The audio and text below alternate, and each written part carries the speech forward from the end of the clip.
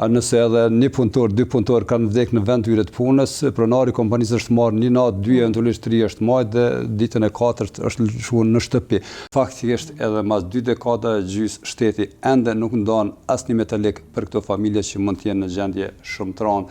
Fatbarësisht kemi komunikime të përhershme me inspektoratin dhe kemi zbërthyer pse tek ta janë 19 te na janë 32. Kallëzoja publikut pse ka shpërputhje, edhe na po dojmë ditë. Ka shpërputhje sepse ne nëse një punëtor rrëzohet sot nga vendi i punës, bie dhe ai do të më shku me nejt në spital mas një muaji ose 2 muaj ditë vdes, për neve është vdekje në vendin e tyre të punës, përderisa tek inspektorati megjithëse unë duhet pozina në detyrën e inspektorit, por nëse nuk them që e zvoglojnë qëllimosisht diçka, po i kanë rregullat e vetë, domethënë për neve është e thjeshtë, është rrëzuar si pasojë e rrëzimit të së diçka vdes punëtori, edhe mas një viti ne konsiderojmë që është vdek në vendin e tyre të punës. Çdo vdekje është e dhëmshme, vdekje domethënë edhe në shtetin armik nëse është domethënë nëse vdes është dhimbje sepse është njeri, edhe këtë rast në kohë të paqes, Jusuf veç me unal, në kohë të paqes 32 veta me të shku në kohë të paqes veç prej aksidenteve në punë është shumë për një popullat 1.7 milion.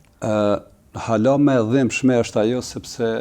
botnisht dihet që ne kemi kërkuar që për këto familje të kemi një mbështetje financiare, domethënë kohore, ndoshta 1 vjeçare, 2 vjeçare, derisa gjykata të precizon se kush ka qenë fajtor.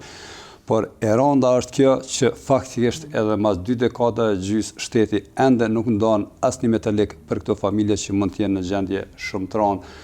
Po edhe nëse ata dojnë me marrë ndonjë metalek, ata do të me ndjek që do të me marrë avokat, do të me shku me harxhu pare.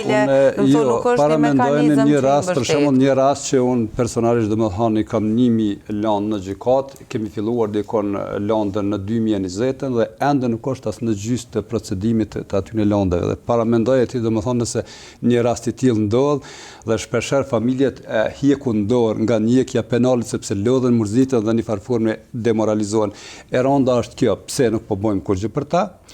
E rëndë është pse ky numër kaq i madh sepse në bazë të shifrave që i kemi ne tek ne vdekjet po flas hiç vitin 2025 janë 4 herë më të mëdha se sa në vende të tjera dhe e rëndë është kjo që në farë forme përgjegjësi që vi deri te kjo në shumicën e rasteve ju keni dëgjuar dhe dini që nëse edhe një punëtor, 2 punëtor kanë vdekë në vend të tyre të punës, pronari i kompanisë është marrë një natë, 2 eventualisht 3 është majtë dhe ditën e 4 është lëshuar në shtëpi.